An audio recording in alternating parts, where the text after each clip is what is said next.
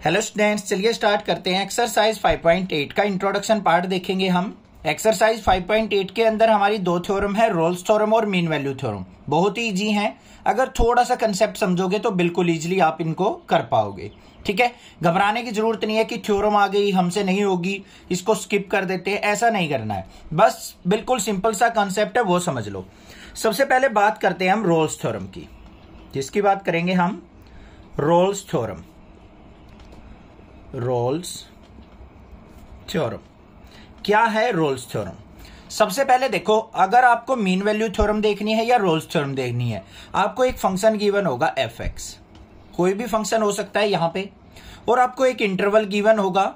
मान लो यहां पे 2 से लेके 4 तक इंटरवल दे दिया।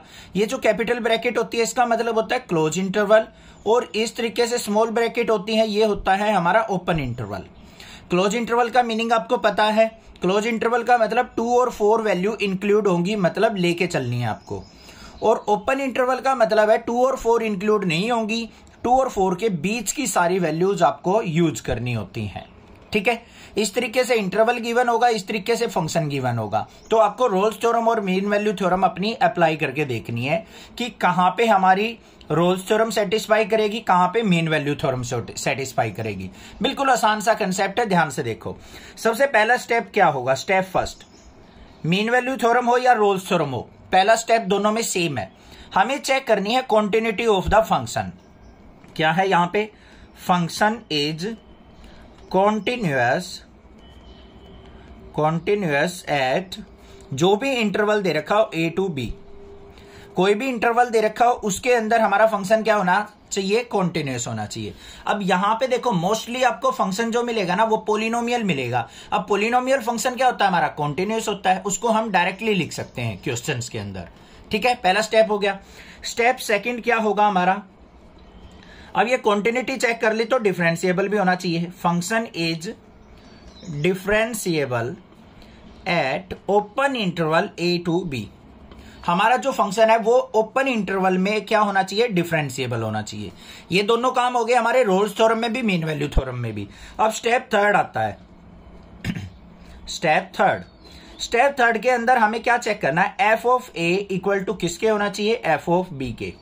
अगर F of A equal to F of B मिल जाता है आपको, तो हमारा क्या होगा? रोल्स थ्योरम सेटिस्फाई हो जाएगी। मतलब ये तीनों स्टेप अगर हमारे वेरीफाई हो जाते हैं तो हम कह सकते हैं कि रोल्स थ्योरम भी सेटिस्फाइड है। तो यहां पे क्या लिखेंगे हम? If function satisfied above steps then Rolle's theorem satisfied.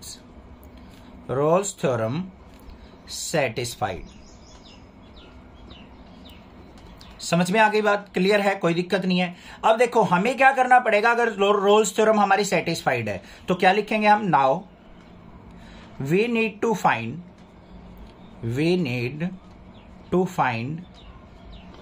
Value C. हमें एक सी वैल्यू फाइंड आउट करनी है जो क्या होगी? बिलोंग्स टू ए और बी।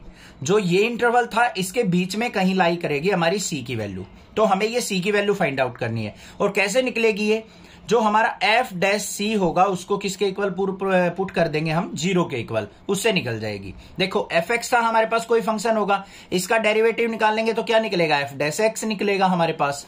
उसमें हम सी पुट कर देंगे तो एफ डैश सी हो जाएगा, उसको हमें 0 के इक्वल पुट करके सी की वैल्यू निकाल लेनी है। ये हो गया हमारा रोल्स थ्योरम का काम। ठीक है, बाकी क्वेश्चंस करेंगे, समझ में आ जाएगी। अब मीन वैल्यू थ्योरम देख लो। मीन वैल्यू थ्योरम, उसके अंदर भी क्या होगा? स्टेप फर्स्ट हमारा यही होगा। स्टेप फर्स्ट के अंदर क्या होगा? हमारा फंक्शन कॉन्टिन्यूअस होना चाहिए। स्टेप सेकंड भी यही होगा, हमारा डिफरेंशिएबल होना चाहिए। बात हो गई खत्म। स्टेप थर्ड के अंदर क्या होगा? हमारा जो एफ ऑफ ए है वो नॉट इक्वल टू मिलेगा आपको एफ ऑफ बी के। बस एक स्टेप का डिफरेंस है। अगर F of A equal to F of B है तो रोल्स थ्योरम लगेगी। अगर F of A equal to F of B है तो हमारी कौन सी लगे? वो नॉट इक्वल टू है तो हमारी मीन वैल्यू थ्योरम लगेगी। इक्वल टू में Rolle's theorem, not equal to में मीन वैल्यू थ्योरम, ये करनी है। अब यहां पे अगर हमारी मीन वैल्यू थ्योरम सेटिस्फाई करती है तो हमें यहां पे भी क्या करना है? एक सी की वैल्यू निकालनी है। तो यहां पे क्या लिखेंगे? इफ फंक्शन सेटिस्फाई सेटिस्फाइड का मतलब क्या है, अबोव स्टेप्स को अगर वो फॉलो करता है तो then we need to find